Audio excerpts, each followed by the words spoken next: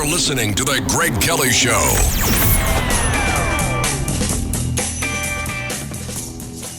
We've got an entire culture afraid of saying the wrong thing. If you say the wrong thing, if you type the wrong thing, if you post the wrong thing, if somebody feels offended by the way you look at them, you could be in big trouble.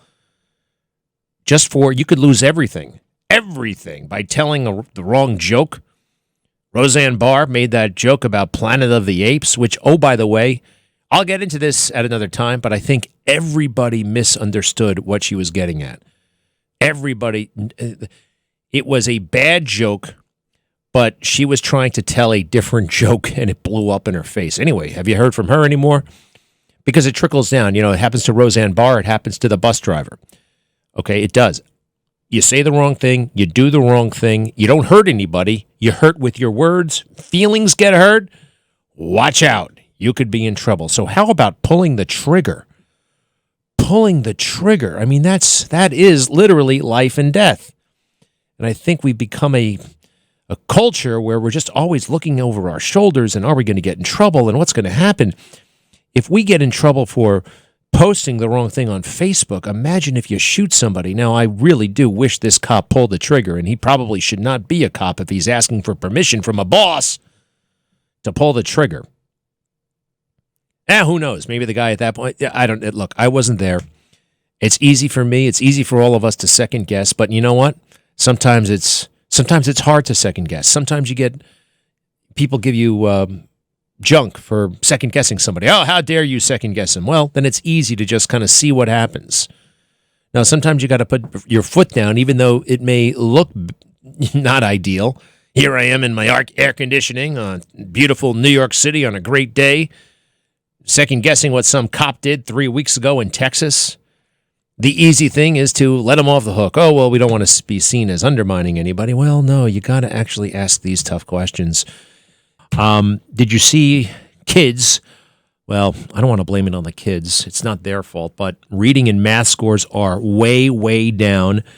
And you think it had something to do with COVID and shutting down the schools and making them wear masks and all those teachers who didn't even want to come to school and claimed, oh, safety, this, that, and the other thing. You got to install a new radiator and a new humidifier and ventilation systems at a cost of $1 trillion.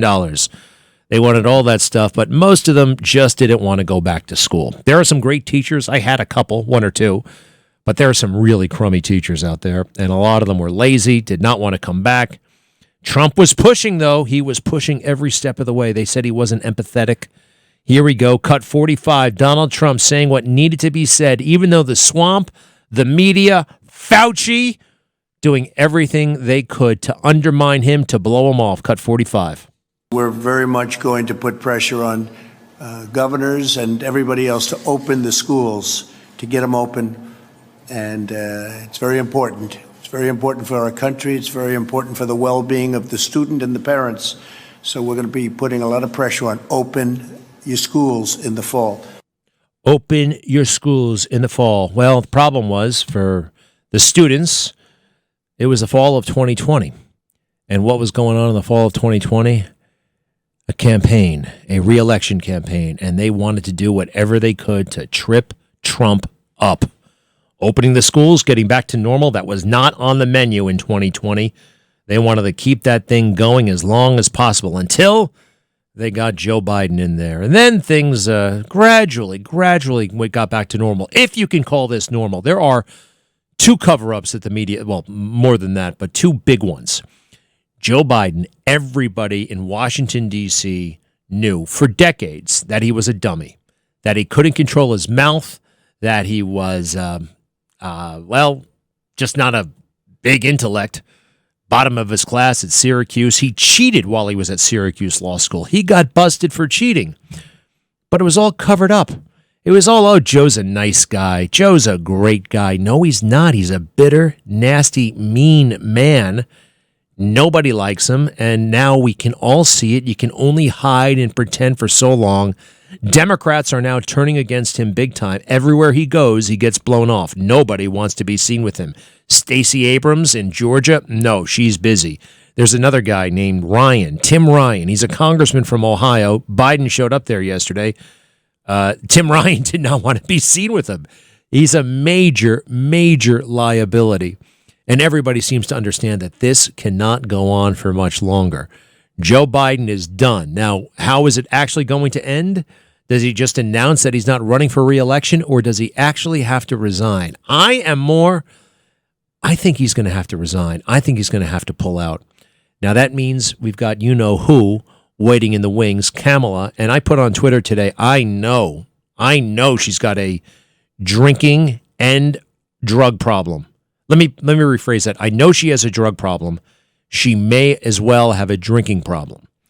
Okay? I have heard that from very well-placed sources in the federal government. Okay? They know. I said it months ago, and we saw her performance yesterday. You see it every single day. This is a huge, it's right there. It's something else they're covering up. Why can't we have a full and honest conversation about her? All right. I wish her well, by the way. I want her to get help. Anybody who's going through that. Kamala, call me. I can help. I know about this stuff. Been there, done that. Oh, man. Here's some news. Sorry to have to say this. James Caan is dead at the age of 82. James Caan, great actor, perhaps most famous for Sonny Corleone in The Godfather. He was absolutely terrific. James Caan, wow. Native New Yorker. I think he went to Hofstra University, and he may have crossed paths there with Francis Ford Coppola. He was actually kind of short, and he wore stilts. They gave him like boosts for the heel of his shoe. Anyway, he was terrific in that role. The hothead, Sonny. And he was also the womanizer. And what else do we know? Oh, he's in another great movie called Thief. No one talks about this, but it's from the early 1980s. The soundtrack is from Tangerine Dream, and it's just a great film. Very likable guy, very charismatic, had his own particular look, and he did a lot of television. What else? I think his son is an actor as well. Let's see here. James Caan. We don't have a cause of death. Where did he die? I don't know, but this just happened a little while ago. Let's just check out the internet here. He was born in the Bronx, yeah.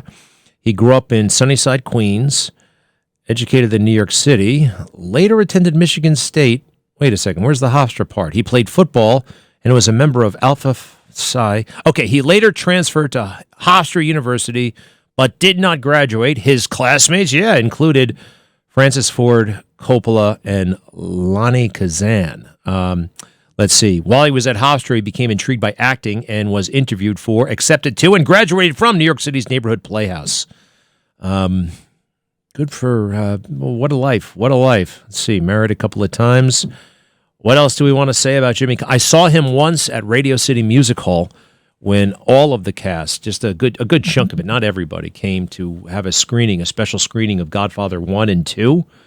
That was quite a moment. I'll never forget being there, Radio City Music Hall, and watching both.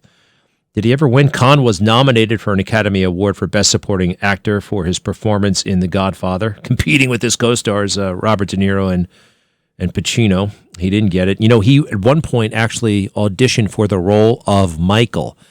There are audition tapes, film. You can still find them online, where he's wearing the Marine uniform. And talking with Al Pacino's girlfriend. What was her name again? Diane Keaton, but what was her name in the movie? So he's gone. And there's nothing we can do about it.